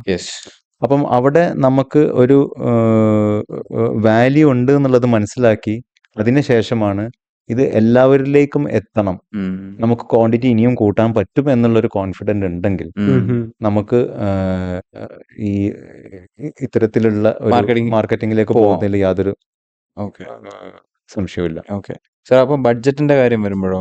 അപ്പൊ അന്ന് ഇപ്പൊ സാറ് ഫാദറിന്റെ അടുത്ത് സംസാരിച്ചപ്പോഴും ചിലപ്പോ ഇത്ര എമൗണ്ട് ഒക്കെ വേണോ എന്ന് ചോദിച്ചിട്ടുണ്ടാവും എന്ന് ഞാൻ വിചാരിക്കുന്നു. തീർച്ചയായിട്ടും. അപ്പൊ അതെങ്ങനെയാണ് ഒരു എമൗണ്ടിലേക്ക് നിങ്ങൾ എങ്ങനെ എത്തിയത്? ടോട്ടൽ പ്രോഫിറ്റിന്റെ ഇത്ര പെർസെന്റേജ് നമുക്ക് ചെലവാക്കാം എന്നിട്ട് നോക്കാം, അങ്ങനെയാണോ? അതെ, തീർച്ചയായിട്ടും. നമ്മള് മാർക്കറ്റിംഗിലേക്ക് നമ്മൾ എന്തായാലും ഒരു ബഡ്ജറ്റിംഗ് എല്ലാ വർഷവും നമ്മളൊരു പ്ലാനിങ് ഉണ്ടാവും. അത് നമ്മുടെ കോസ്റ്റിലേക്ക് ആഡ് ചെയ്യേണ്ട ഒരു സംഗതിയാണ്, കോസ്റ്റ് ഓഫ് പ്രൊഡക്ഷനിലേക്ക് ആഡ് ചെയ്യേണ്ട ഒരു സംഗതിയാണ്. പക്ഷെ അങ്ങനെ സാറ് വെച്ചിട്ടുള്ള ബഡ്ജറ്റിന്റെ മുകളിലേക്ക് പോയിട്ടുണ്ടായില്ലേ മോഹൻലാലിനെ പോലെ ഒരാൾ വന്ന സമയത്ത്? നമ്മുടെ വോളിയം അത്രയും ഉണ്ടല്ലോ. It's A volume business.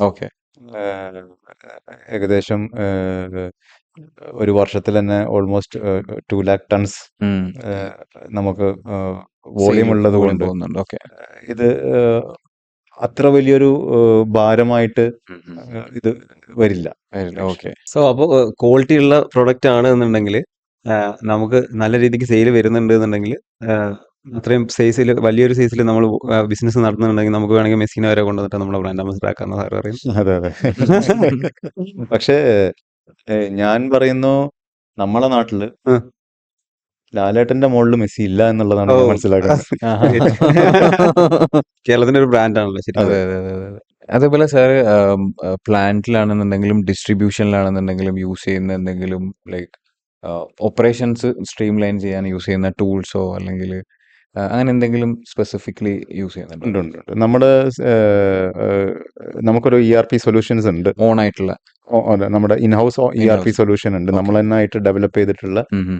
നമ്മുടെ ഇൻഹൗസിൽ വർക്ക് ചെയ്യുന്ന IT ടീം ഡെവലപ്പ് ചെയ്തിട്ടുള്ള ERP സൊല്യൂഷൻ ഉണ്ട്. അതുപോലെ തന്നെ സെയിൽസിലും അത് അങ്ങനെ തന്നെയാണ്. സെയിൽസിൽ നമുക്കൊരു ആപ്പ് ഉണ്ട്. ഇപ്പം കൈരളിക്ക് ആ ആപ്പ് ഡെവലപ്പ്, സ്റ്റീലക്സിന് ഓൾറെഡി ആ ഒരു ആപ്പ് ഉണ്ട്. അപ്പം നമ്മുടെ ഡിസ്ട്രിബ്യൂട്ടേഴ്സിന് എല്ലാവരും ആ ആപ്പ് ഡൗൺലോഡ് ചെയ്തിട്ട് ആ ആപ്പ് ത്രൂ ആണ് ഓപ്പറേഷൻ എല്ലാം നടക്കുന്നത്. ഒരു പാർട്ടി ഓർഡർ പ്ലേസ് ചെയ്ത് കഴിഞ്ഞ് കഴിഞ്ഞാൽ അത് ആ ട്രക്ക് കയറിയിട്ടുണ്ടോ, ഉം, ആ ട്രക്ക് നമ്പർ ഏതാണ്, ഉം, ക്വാണ്ടിറ്റി എത്രയാണ്, ഉം, ഉം, ഏതാണ് ബിൽ നമ്പർ, ബിൽ എമൗണ്ട് എത്രയാണ്, okay. ഏത് ഏത് ഇപ്പൊ ആ ട്രക്കിന്റെ ട്രാക്കിംഗ് വരെ ഉണ്ട്. ഉം, അത് ഉം, എപ്പോ എത്തും, ആ ഡെസ്റ്റിനേഷനിലോട്ട് എത്ര മണിക്ക് എത്തും okay, എന്നുള്ളത് പോലും നമുക്ക് ട്രാക്ക് ചെയ്യാൻ പറ്റും. okay, okay. അത് ഓർഡർ പ്ലേസ് ചെയ്തത് മുതൽ ആ ഡെസ്റ്റിനേഷൻ എത്തുന്നത് വരെ നമുക്ക് ആ ആപ്പിൽ എല്ലാ ഇൻഫർമേഷൻ ഓക്കെ സാർ. ഈ നോർമലി മാനുഫാക്ചറിങ് ആൻഡ് ഡിസ്ട്രിബ്യൂഷൻ ബിസിനസ്സിനൊക്കെ ക്യാഷ് ഫ്ലോയിൽ പ്രശ്നം വരാറുണ്ടെന്ന് ഞാൻ വായിച്ചിട്ടുണ്ട്. അതായത് ക്രെഡിറ്റ് കൊടുത്തിട്ട് പിന്നെ ക്യാഷ് കളക്ട് ചെയ്യാനുള്ള ഉണ്ടാവുന്ന ഒരു ബുദ്ധിമുട്ടാണ്. അങ്ങനത്തെ കാര്യങ്ങളൊക്കെ ഫേസ് ചെയ്തിട്ടുണ്ട്. ഇപ്പൊ അതൊക്കെ എത്രത്തോളം സോൾവ് ആയിട്ടുണ്ടാവും? അത് എല്ലാ ബിസിനസ്സിലും ഉള്ളൊരു അതെ, of course. പ്രോബ്ലമാണ് ആക്ച്വലി. എല്ലാ ബിസിനസ്സുകാരും ഫേസ് ചെയ്യുന്ന ഇഷ്യൂ എല്ലാ ആണ്. ബിസിനസ്സുകാരും, ഈവൻ റീറ്റെയിലേഴ്സ് ആണെങ്കിലും, നമ്മുടെ കസ്റ്റമേഴ്സ് ആണെങ്കിലും, ഉം. നമ്മളാണെങ്കിലും, ഉം. നമ്മുടെ സപ്ലയേഴ്സ് ആണെങ്കിലും, സപ്ലൈസ് ആണ്. എല്ലാവർക്കും ഈ ഒരു എല്ലാവർക്കും വിഷയമുണ്ടാകും. അതെ, അതെ. ഞാൻ എൻ്റെ ഒരു എക്സ്പീരിയൻസ് വെച്ചിട്ട് കഴിയുന്നതും ക്രെഡിറ്റ് കൊടുക്കുന്നത് കുറയ്ക്കുക, ഒഴിവാക്കുക, നിർത്തുക അല്ലെങ്കിൽ എന്നുള്ളതാണ്. ഒഴിവാക്കുക Right. എന്നുള്ളതാണ് പക്ഷെ ഇങ്ങനെ ഞാൻ ബൾക്കായിട്ട് സജസ്റ്റ് ചെയ്യുന്നത്. ബിസിനസ് നടത്തുന്ന വലിയ വോളിയത്തിൽ ചെയ്യുമ്പോൾ ക്രെഡിറ്റ് കൊടുക്കാതെ ഇത് പോസിബിൾ ആവുമോ? പലപ്പോഴും അവർക്ക് ബിസിനസ് നടന്നു കഴിഞ്ഞാൽ ശേഷമല്ല പേയ്മെന്റ് ചെയ്യാനൊക്കെ സാധിക്കുമല്ലോ. അതെ, പക്ഷെ നമ്മുടെ ക്രെഡിറ്റ് പോളിസി നമുക്ക് നമ്മുടെ കമ്പനിക്ക് ഒരു ക്രെഡിറ്റ് പോളിസി ഉണ്ട്. ഓക്കെ. ആ ഒരു പോളിസിന്റെ അണ്ടറിലാണ് നമ്മൾ വർക്ക് ചെയ്യുന്നത്. അതായത് ഇത്ര ദിവസത്തിന്റെ ഉള്ളിൽ, ഡേയ്സിന്റെ ഒരു അതെ, ഓക്കെ, ഓക്കെ. ഇല്ലെങ്കിൽ അവരുടെ ഡീലർഷിപ്പിനെ ബാധിക്കുന്ന രീതിയിലേക്കൊക്കെ പോകുന്ന ഒരു സ്റ്റാറ്റസ് ആണ് ഇപ്പോൾ ഉള്ളത്. ഈ ഗവൺമെന്റ് കോൺട്രാക്ട്സും കാര്യങ്ങളൊക്കെ ഇതുവരെ അങ്ങനെ എന്തെങ്കിലും ഏറ്റെടുക്കുകയോ നടത്തുകയോ ചെയ്തിട്ടുണ്ടോ? ഡയറക്റ്റ് ഇല്ല, ഡയറക്റ്റ് ഡീലിംഗ്. ഡയറക്റ്റ് ഇല്ല. ഓക്കെ. ടെൻഡേഴ്സിൽ പാർട്ടിസിപ്പേറ്റ് ചെയ്യാറുണ്ട്. ആഹാ. പിന്നെ അങ്ങനത്തെ കുറച്ച് സംഗതികൾ. അവിടെയൊക്കെ ഈ ഒരു ഡിലേ വരാനുള്ള സാധ്യത ശരിക്കും കൂടുതലല്ലേ? നമ്മുടെ ഫണ്ട് പാസ് ആവുന്നതും അങ്ങനെയുള്ള സംഭവം. അപ്പോൾ ടെൻഡേഴ്സ് ത്രൂ അല്ല, ഞാൻ ഡീലേഴ്സ് ത്രൂ പർച്ചേസിലാണ് ടെൻഡേഴ്സിൽ മറ്റേത് നമ്മുടെ ഡീലേഴ്സ് ത്രൂവേ ഞങ്ങൾ ചെയ്യാറുള്ളൂ. ഡിസ്ട്രിബ്യൂട്ട് ചെയ്യാറുള്ളൂ ഓക്കെ. ഗവൺമെന്റ് പ്രൊജക്ട്സിലേക്കും. ഓക്കെ. ഓക്കെ. അല്ലെങ്കിൽ ആ ഒരു പെർട്ടിക്കുലർ കോൺട്രാക്ടറോ അങ്ങനെയുള്ള ആളുകൾ ത്രൂവേ ഞങ്ങൾ ആ പ്രൊജക്ട്സിലേക്ക് കൊടുക്കാറുള്ളൂ. അതേപോലെ തന്നെ നിങ്ങൾ കൈരളി എന്നുള്ള പേരിൽ ഇപ്പോൾ ബിൽഡേഴ്സ് ആയിട്ടും അതെ. ഇപ്പോൾ സ്റ്റാർട്ട് ചെയ്തിട്ടുണ്ടല്ലോ. അപ്പോൾ എന്തുകൊണ്ടാണ് ഇപ്പോൾ ഒരു ബിൽഡർ എന്നുള്ള ഒരു വെർട്ടിക്കലും കൂടി ചെയ്യാൻ ഇപ്പൊ കൈരളി ബിൽഡേഴ്സ് ആൻഡ് ഡെവലപ്പേഴ്സ് ഞങ്ങളിപ്പോൾ കഴിഞ്ഞ വർഷമാണ് സ്റ്റാർട്ട് ചെയ്തത്. അത് ഞാനും എൻ്റെ കൂടെ പഠിച്ചിരുന്ന ഒരു മസൂദ് എന്ന് പറഞ്ഞിട്ടുള്ള മസൂദ് ആഷിഖ് അഹദ്, അത് TH ഇബ്രാഹിം ആൻഡ് കമ്പനി, ആ. അവര് 10-60 വർഷമായിട്ട് സാനിറ്ററി വെയർസ് അതിൽ ബിസിനസ് ചെയ്തുകൊണ്ടിരിക്കുന്ന സാനിറ്ററി വെയർസ്, സിമെന്റ്, ഇതൊക്കെ. അപ്പം ഞങ്ങളടുത്ത് കമ്പിയുണ്ട്, അവരടുത്ത് ബാക്കിയുള്ള എല്ലാ കാര്യങ്ങളും ഉണ്ട്. ഓക്കെ. അത് മാത്രമല്ല, അവർക്ക് ബിൽഡിറ്റി എന്ന് പറഞ്ഞിട്ടുള്ള ഒരു കൺസ്ട്രക്ഷൻ കമ്പനി ഉണ്ടായിരുന്നു. അപ്പം ഇതെല്ലാം കൂടി മേർജ് ചെയ്തിട്ടാണ് കൈരളി ബിൽഡേഴ്സ് ആൻഡ് ഡെവലപ്പേഴ്സ് എന്ന് പറഞ്ഞിട്ടുള്ള കമ്പനി ഞങ്ങൾ സ്റ്റാർട്ട് ചെയ്തത്. അപ്പം അതിന്റെ ഒരു അഡ്വാൻറ്റേജ് എന്താന്ന് വെച്ച് കഴിഞ്ഞാൽ, നമുക്ക് ഏറ്റവും നല്ല കോസ്റ്റിന് നമ്മുടെ അടുത്ത് എല്ലാ റോ മെറ്റീരിയലും ഞങ്ങളുടെ അടുത്ത് ഇൻഹൗസ് ഉണ്ട്, നല്ല എക്സ്പീരിയൻസ് ഉള്ള ലേബേഴ്സ് ഉണ്ട്. അപ്പം ഏറ്റവും നല്ല റേറ്റിൽ, ഏറ്റവും നല്ല ക്വാളിറ്റിയിൽ ഞങ്ങൾ യൂസ് ചെയ്യുന്നത് അൾട്രാടെക് സിമെന്റ് അല്ലാതെ ഞങ്ങൾ യൂസ് ചെയ്യുന്നില്ല. ഏറ്റവും നല്ല ക്വാളിറ്റിയിൽ ഏറ്റവും നല്ല കൺസ്ട്രക്ഷൻ ഞങ്ങൾക്ക് ചെയ്തു കൊടുക്കാൻ പറ്റും ഇൻ ടൈം.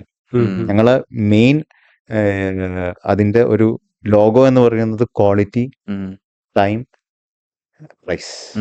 ഇത് മൂന്നുമാണ്. അതുകൊണ്ടൊക്കെ തന്നെ നമുക്കൊരു അഫോർഡബിൾ പ്രൈസിന് ഇത് ചെയ്യാനും തീർച്ചയായിട്ടും നല്ല അഫോർഡബിൾ പ്രൈസിന് നമുക്ക് ഇത് ചെയ്തു കൊടുക്കാൻ പറ്റും. അത് മാത്രമല്ല, ഇപ്പം നമുക്ക് ഈ ലോഞ്ച് ചെയ്തിട്ട് വെറും 2 മാസമായിട്ടുള്ളൂ. ഇപ്പൊ തന്നെ 6 പ്രൊജക്ട്സിന്റെ മുകളിൽ തുടങ്ങി കഴിഞ്ഞു. ആലുവ, മലപ്പുറം, ചാവക്കാട് ഒക്കെ Kairali Kairali builders and developers. എന്താ കൈരളി എന്ന് പറഞ്ഞ പേര് വരാനുള്ള ഒരു സാധനം? അതെങ്ങനെയാ കൈരളി എന്ന് പറഞ്ഞ പേരിലേക്ക്? അത് നിങ്ങൾ ട്രേഡ് മാർക്ക് എടുത്തിട്ടുണ്ടോ? ഉണ്ട്. രജിസ്റ്റേർഡ് ആണ്. റൈറ്റ്. എന്തുകൊണ്ടാണ് ആ പേരിലേക്ക് പോകാനുള്ള റീസൺ? കല്ലിയത്ത് നിന്നല്ല കൈരളിയിലേക്ക് പോകുന്നത്? നമ്മള് ഫാദർ അത് അന്ന് പാലക്കാട് ആ ഒരു സ്ഥലം വാങ്ങുമ്പോൾ, ഈ നമ്മുടെ കൈരളി ഉണ്ടായിരുന്ന ഒരു സ്ഥലം നല്ല, ഇപ്പോഴും അങ്ങനെ തന്നെയാണ്. നിങ്ങൾ ശ്രദ്ധിച്ചിട്ടുണ്ടോന്ന് അറിയില്ല, ഒരു മലയുടെ ചെരുവിലാണ് ഈ ഒരു മലയാള ഭാഷ എന്നാണ് അർത്ഥം. അതെ, കൈരളി എന്ന് അത് ഭയങ്കര ഭംഗിയുള്ള ഒരു സ്ഥലമാണ്. അപ്പോ ഫാദർ അത് മേടിക്കുമ്പോൾ ചിലപ്പം കേരള കൈരളി അങ്ങനെയുള്ള ഒരു കേരളത്തിൽ നിന്നുള്ള കേരള തനിമ, അതെ, ഫാദറാണ് അതെ, കൈരളി എന്ന് പറഞ്ഞിട്ടുള്ള. സോ അപ്പാർട്ട് ഫ്രം ഈ ഒരു ഇത്രയും വലിയൊരു സൗത്ത് ഇന്ത്യയിലെ തന്നെ നമ്പർ 1 ആയിട്ടുള്ള സ്റ്റീൽ ബാസിന്റെ ബിസിനസ് ചെയ്യുന്ന കൈരളി TMTയുടെ എക്സിക്യൂട്ടീവ് ഡയറക്ടർ ആയിട്ടുള്ള ഹുമയൂൺ സാറിന്റെ ഒരു ദിവസത്തെ ആക്ടിവിറ്റീസ് എന്തൊക്കെയായിരിക്കും? എങ്ങനെയാണ് ഒരു ഒരു ഒരു ഫുട്ബോൾ പ്ലെയർ ആണല്ലേ? enthusiast ആണ്. അല്ലല്ല അല്ല ഞാൻ ഒരു മാരത്തോണറാണ്. ഓക്കെ. ബാഡ്മിന്റൺ ആ. പിന്നെ ആ മാരത്തോൺ ആണോ സ്റ്റീലക്സിന്റെ ആഡിൽ കൊണ്ടുവന്നത്? ഏതാ സ്റ്റീലക്സിന്റെ ഒരു ആഡില് ചാക്കോച്ചൻ റൺ ചെയ്യുന്നു. അല്ലല്ല അത് അനിയനാണ്. അനിയനാണ്. ആ, അതെ അതെ അനിയനാണ് അതില് ഓക്കെ. ഒരു ബാറ്റൺ അതെ അതെ കൈമാറുന്നത്. അതെ അതെ അതെ. ഇല്ല ഞാൻ ഒരുവിധം എല്ലാം മാരത്തൺ ഓടാറുണ്ട്. ഓക്കെ. അൾട്ടിമേറ്റ്ലി നമുക്ക് എന്തുണ്ടായിട്ടും കാര്യമില്ല. നമ്മൾ ഹെൽത്തില് ഉം. കുറെ കാശ് ചെലവാക്കിയിട്ട് കാര്യമില്ല. ഹെൽത്ത് ഉണ്ടെങ്കിലേ ഉള്ളൂ എല്ലാം. കാര്യം. അതെ. അപ്പം ഞാൻ ആദ്യം ഭയങ്കര തടിച്ചിട്ടായിരുന്നു. ഈ കോളേജിലൊക്കെ പഠിക്കുമ്പോൾ ഏകദേശം 124 കിലോ ഉണ്ടായിരുന്നു ഞാൻ. 124 124 വരെയൊക്കെ പോയിട്ട്. അതെ.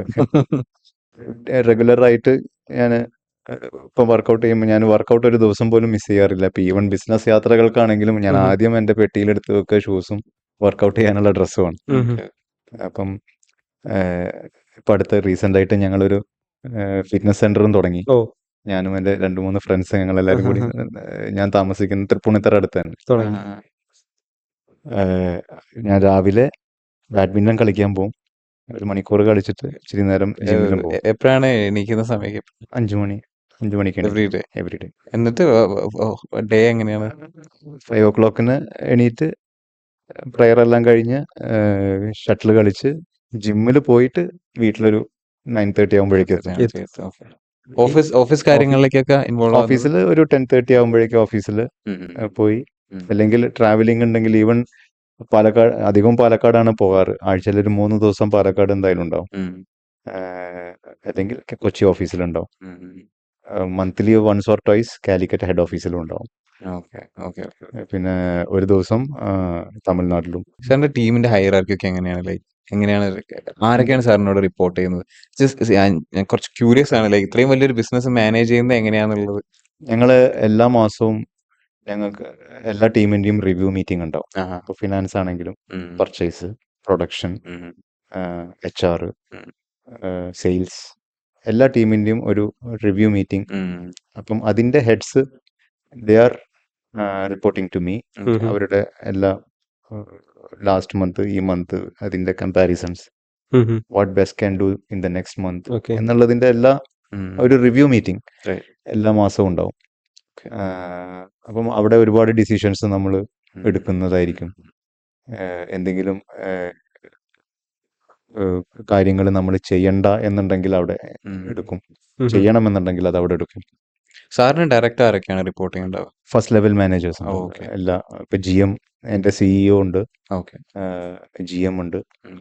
കാലിക്കറ്റിലാണ് നമ്മുടെ ഫിനാൻസ് ഹെഡ് ഉള്ളത്. അനിയനും ഇപ്പോൾ ഫുള്ളി ഇൻവോൾവ് അല്ലേ? അനിയനും ഫുള്ളി ഇൻവോൾവ്. സാർ ഇപ്പം നേരത്തെ പറഞ്ഞതുപോലെ ഈ ഫിസിക്കൽ ഹെൽത്ത് നല്ല രീതിയിൽ മെയിൻറ്റെയിൻ ചെയ്യുന്നു, അതിന് വേണ്ടിയിട്ടുള്ള ശ്രമങ്ങളൊക്കെ നടത്തുന്നു പറഞ്ഞു. അതുപോലെ തന്നെ ഇമ്പോർട്ടൻ്റ് അല്ലേ ആക്ച്വലി ഇപ്പം ഇത്രയും ഹ്യൂജ് എമൗണ്ട് ഇറങ്ങി നമ്മൾ മാർക്കറ്റിംഗ് നടത്തുന്നു, ഇത്രയും വലിയ ബിസിനസ് നടത്തിക്കൊണ്ട് പോകുന്നു. അപ്പം ഈ ഒരു മെന്റൽ ഹെൽത്ത് എന്ന് പറഞ്ഞാൽ, അതായത് ഒരു സ്കെപ്റ്റിസിസം, എപ്പോഴെങ്കിലും ഒരു സെൽഫ് ഡൗട്ട് ഉണ്ടായിട്ടുണ്ടോ? നമ്മൾ ഈ ചെയ്യുന്ന സ്റ്റെപ്പ് പാളിപ്പോയാൽ എന്ത് സംഭവിക്കും എന്നൊക്കെയുള്ള രീതിയിൽ ഒരു സെൽഫ് ഡൗട്ടിനുള്ള സാധ്യത ഉണ്ടായിട്ടുണ്ടോ? ആ സമയത്തൊക്കെ എങ്ങനെയാണ് അത് റിക്കവർ ചെയ്തു വന്നത്? നമ്മൾ എന്ത് തന്നെ ഒരു സംഗതി ചെയ്യുമ്പം അതൊരു പ്ലാൻ A ആണ്.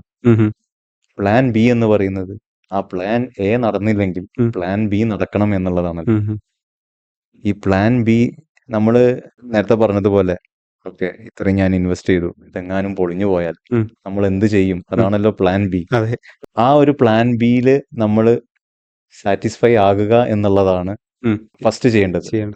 ഓക്കെ പ്ലാൻ A നടന്നില്ല, എന്നാ പിന്നെ അങ്ങനെ പ്ലാൻ B അതിൽ നമ്മൾ സാറ്റിസ്ഫൈ ആകുമെന്നുണ്ടെങ്കിൽ ഒരു ടെൻഷനോ കാര്യങ്ങളോ ആയിട്ട് മുന്നോട്ട് പോകേണ്ടതില്ല എന്നുള്ളതാണ് ഞാൻ മനസ്സിലാക്കുന്നത്. സർ, ഈ 20 വർഷമായി നമ്മൾ ഈ ഒരു ഫാമിലി ബിസിനസ്സിലേക്ക് അല്ലെങ്കിൽ കൈരളിയിലേക്ക് സാറിന്റെ ഒരു എൻട്രി വന്നു കഴിഞ്ഞിട്ട്, അപ്പം ഇത്രയും കാലത്തിനിടയ്ക്ക് പല തീരുമാനങ്ങൾ എടുക്കേണ്ടി വന്നിട്ടുണ്ടാവും. പല തീരുമാനങ്ങളും എടുത്തു കഴിഞ്ഞതിന് ശേഷം തെറ്റായെന്ന് തോന്നിയിട്ടുണ്ടാവും, വളരെ മികച്ചതായെന്ന് തോന്നിയിട്ടുണ്ടാവും. So if you could go back and change some decisions, അതെന്താണ് ആക്ച്വലി? അങ്ങനെ പറയുകയാണെന്നുണ്ടെങ്കിൽ നമ്മൾ എടുത്തിരിക്കുന്ന ഇപ്പം സക്സസ്ഫുൾ ആയിട്ടുള്ള, അല്ലെങ്കിൽ ഞാൻ സക്സസ് ആണെന്നുള്ളത് ഞാൻ പറയുന്നില്ല, ഒട്ടുമിക്ക ബിസിനസ്സുകാരും ഒരുപാട് എടുക്കുന്ന ഡിസിഷൻസ് തെറ്റന്നായിരിക്കും. അതിൽ വളരെ കുറച്ചേ ഉണ്ടാവുള്ളൂ നല്ല ഡിസിഷൻസ്. എല്ലാവരും അനുഭവത്തിൽ നിന്നായിരിക്കും പഠിക്കുന്നത്. പല ഡിസിഷൻസ് എടുത്തിട്ട് തെറ്റായി പോയി എന്ന് വിചാരിച്ചിട്ടുള്ള ഒരുപാട് ഡിസിഷൻസ് ഉണ്ടാവും. പിന്നെ അതിനെ റിപ്പയർ ചെയ്ത് പോവുക അതിനെ റിപ്പയർ ചെയ്ത് മുന്നോട്ടേക്ക് പോകുക എന്നല്ലാതെ അതിന്റെ മുകളിൽ നമ്മളത് അയ്യോ ഉം. അങ്ങനെ ചെയ്യേണ്ടിണ്ടായിരുന്നില്ല അല്ലെങ്കിൽ അതിൽ ഡിപ്രസ്ഡ് ആയിട്ട് കാര്യമില്ല ഓക്കെ. എന്നുള്ളതാണ്. പക്ഷെ ഇത്രയും വലിയൊരു കമ്പനി റൺ ചെയ്യാൻ നിങ്ങൾ എക്സ്റ്റേണൽ കൺസൾട്ടേഷൻ കാര്യങ്ങളൊക്കെ എടുക്കുന്നുണ്ടോ? ഉണ്ട്. അത് ബിസിനസ്സിന് മാത്രമാണോ അല്ല ടെക് സൈഡ് അല്ലെങ്കിൽ മാനുഫാക്ചറിങ് സൈഡ് അങ്ങനെയാണോ? ജനറൽ അഡ്മിനിസ്ട്രേഷന്, മാർക്കറ്റിംഗ് ആണെങ്കിലും ഫിനാൻസ്, പിന്നെ എല്ലാം നമുക്കൊരു കൺസൾട്ടിങ് ടീമുണ്ട്. അതുപോലെ തന്നെ ടെക്നിക്കലായിട്ട് പ്രൊഡക്ഷൻ സൈഡിലേക്ക് നമുക്ക് ഒരു കൺസൾട്ടിങ് ടീം വേറെ തന്നെയാണ്. ഇതൊക്കെ ഇന്റർനാഷണൽ MNC അങ്ങനത്തെ വലിയ കമ്പനീസ് ആണോ അല്ല നമ്മളെ ഇന്ത്യയിൽ തന്നെയുള്ള ഇന്ത്യയിൽ തന്നെയുള്ള കമ്പനി. കമ്പനീസ്? ഈ ഒരു ഇൻഡസ്ട്രിയിൽ ഇത്രയും ലെഗസി ഉള്ള ഒരു കേരള കമ്പനി ശരിക്കും ഇപ്പോൾ ഇല്ല. ഒരു 125 ഇയേഴ്സ് ലെഗസി നിങ്ങൾക്ക് ഉണ്ടല്ലോ. അതെ. അപ്പോൾ ഇത്രയും കാലത്തിനിടയ്ക്ക് നമ്മൾ ഇത്രയും വളർന്നു. അപ്പോൾ ഈ ഒരു സിറ്റുവേഷനിൽ ശരിക്കും ഒരു എക്സാക്ട് നമ്പേഴ്സ് എത്രയാണെന്നുള്ളത് നമുക്കൊന്ന് ഷെയർ ചെയ്ത് തരാൻ പറ്റുമോ? In terms of employees, net worth also. Company net worth ഞാൻ പറയുന്നില്ല. എംപ്ലോയീസിനെ നമുക്ക് ഏകദേശം ഒരു 1500 എംപ്ലോയീസ് ഉണ്ട്. നമ്മൾ അണ്ടറിൽ വർക്ക് ചെയ്യുന്നുണ്ട്. ഓക്കെ. പല സ്ഥലങ്ങളിലായിട്ട് direct employees. Indirectly around 500 employees എന്തായാലും നമുക്ക് ഇൻഡയറക്ട്ലി, അതായത് പല സ്റ്റേറ്റുകളിലായിട്ട് അവിടുത്തെ ഡയറക്റ്റ് ആയിട്ട് കമ്പനിയിലുള്ള എംപ്ലോയീസ് ആണ് ഞാൻ പറഞ്ഞത്. In production directly related to the company. Okay. ഞങ്ങള് സാറിന്റെ അടുത്തേക്ക് എത്തുന്നത് ഹാനിക്ക ത്രൂ ആണ്. ഹാനിക്കാണ് നമ്മളെ ഫ്രണ്ടാണെന്ന് പറഞ്ഞിട്ട് നിങ്ങൾ വിളിച്ചു നോക്കുക, അങ്ങനെയാണ് നമ്മൾ എത്തുന്നത്. ഹാനിക്കായിട്ടുള്ള പോഡ്കാസ്റ്റിൽ നമ്മൾ പറഞ്ഞൊരു കാര്യമുണ്ട്, ജീവാഗനോട് എന്താണ് ഇത്ര പ്രണയം എന്ന് ചോദിച്ചിട്ടുണ്ട്. അതേ സെയിം ക്വസ്റ്റ്യൻ തന്നെ എനിക്ക് ചോദിക്കാനുള്ള. ആ ജീവാഗനിലാണ് സാർ ഒന്ന് വന്നിട്ടുള്ളത്. വൈ ജീവാഗൻ? It's ultimate car. അതായത് ഞങ്ങൾ ഒരുമിച്ചാണ് കോളേജിൽ പഠിച്ചത്. അന്ന് മുതലേ ഹാനിക്ക് ഒരു ജിപ്സി ഉണ്ടായിരുന്നു. ആനുവൽ ഡേന്റെ അന്ന് പോലും ഞങ്ങൾ കോളേജിലേക്ക് ഹാനിയുടെ ജിപ്സിയിൽ ഒരു ദിവസം വീട്ടിൽ നിന്ന് ജിപ്സി വിട്ട് കിട്ടുക എന്ന് പറയുന്നത് വലിയൊരു കാര്യമാണ്.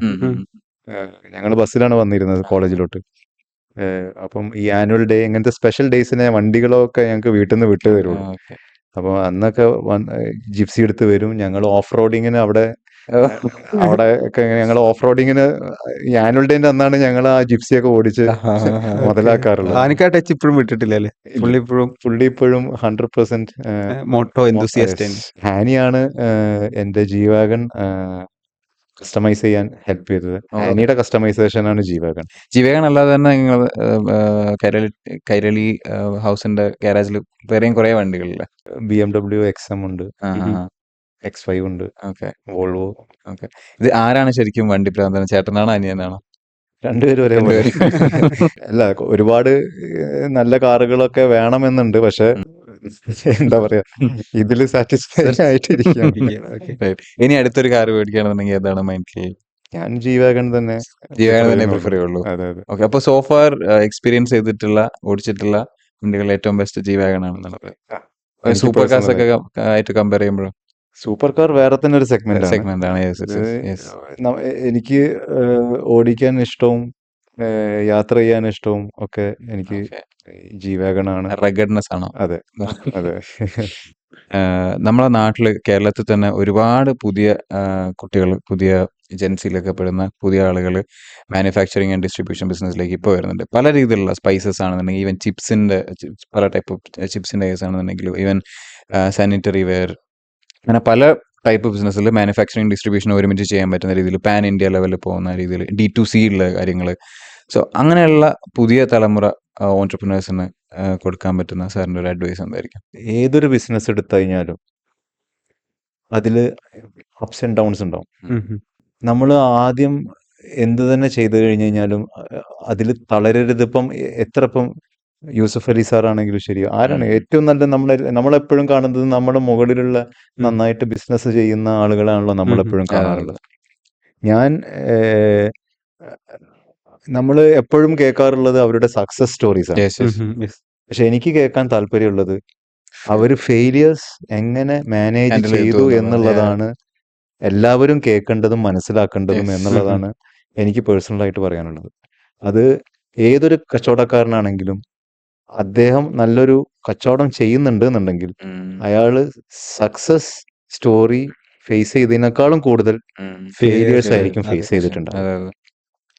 ആദ്യം ആ ഒരു ഫെയിലിയർ തരണം ചെയ്യാൻ പഠിക്കണം, അല്ലെങ്കിൽ മനസ്സിലാക്കണം. അതിന് മെന്റലി പ്രിപ്പയർഡും ആയിരിക്കണം എന്നുള്ളതാണ്. നമുക്ക് ഞാൻ എൻ്റെ ഒരു പേഴ്സണൽ ഒരു ഇത് പറയാം. ഞാൻ എല്ലാവർക്കും ഓരോ മോശം സമയങ്ങളുണ്ടാവും, നല്ല സമയങ്ങളുണ്ടാവും. എൻ്റെ ഒരു മോശം സമയത്ത് ഞാൻ വളരെ വിഷമിച്ചിരിക്കുന്ന ഒരു സമയമായിരുന്നു. ആ സമയത്ത് എൻ്റെ ഫാദറിൻ്റെ ഒരു ബ്രദർ എന്നെ വിളിച്ചു. എന്നിട്ട് പറഞ്ഞു, ഹുമയോണ്, നീ എന്തിനാ അങ്ങനെ വിഷമിച്ചിരിക്കണം? അതിൻ്റെ ആവശ്യമൊന്നുമില്ല. നമ്മൾ ഓരോ ദിവസവും പോകുന്തോറും ഇപ്പോൾ ഒരാൾ നിന്നെ ഒരു 100 ആൾക്കാർ നിന്നെ ആക്രമിക്കാൻ നിൽക്കുന്നുണ്ട് ഇന്ന്. പിറ്റേ ദിവസം അത് 105 ആളായിട്ടുണ്ട് എന്നുണ്ടെങ്കിൽ നീ അത് വലുതാവുന്നത് കൊണ്ടാണ്. അത് 98 ആയിട്ടുണ്ട് എന്നുണ്ടെങ്കിൽ അത് നല്ലത് ഗ്രോത്ത് ഇല്ല എന്നുള്ളതാണ്. അത് 100 ആയിക്കോട്ടെ, 105 ആയിക്കോട്ടെ, 110 ആയിക്കോട്ടെ, അത് നീ വലുതാവുന്നതുകൊണ്ടാണ് ഇത്രയും പ്രശ്നങ്ങൾ വരുന്നത്. ഒരു പ്രശ്നവും ഇല്ലാതിരിക്കണമെന്നുണ്ടെങ്കിൽ നമുക്ക് വീട്ടിൽ ഒരു പണിയെടുക്കാണ്ട് വീട്ടിൽ റൂമടച്ചിരുന്നാൽ മതി. നമ്മളൊരു സംഗതിക്ക് വേണ്ടി പുറത്തേക്ക്, അല്ലെങ്കിൽ ഒരു ജോലിക്ക് വേണ്ടിയിട്ടാണെങ്കിലും, ജോലിയാണെങ്കിലും ബിസിനസ് ആണെങ്കിലും മാനുഫാക്ചർ ആണെങ്കിലും ഡിസ്ട്രിബ്യൂഷൻ ആണെങ്കിലും എന്ത് തന്നെ ആണെങ്കിലും, നമ്മളൊരു ജോലി ചെയ്യാൻ വേണ്ടി വീട്ടിന്റെ പുറത്തേക്ക് ഇറങ്ങുകയാണെന്നുണ്ടെങ്കിൽ പ്രശ്നങ്ങൾ വന്നുകൊണ്ടിരിക്കും. തീർച്ചയായിട്ടും അത് ഫേസ് ചെയ്യണം, അത് തരണം ചെയ്യണം. തീർച്ചയായിട്ടും സക്സസ് ആവും. Right, sir. Thank you so much for your time. Thank you.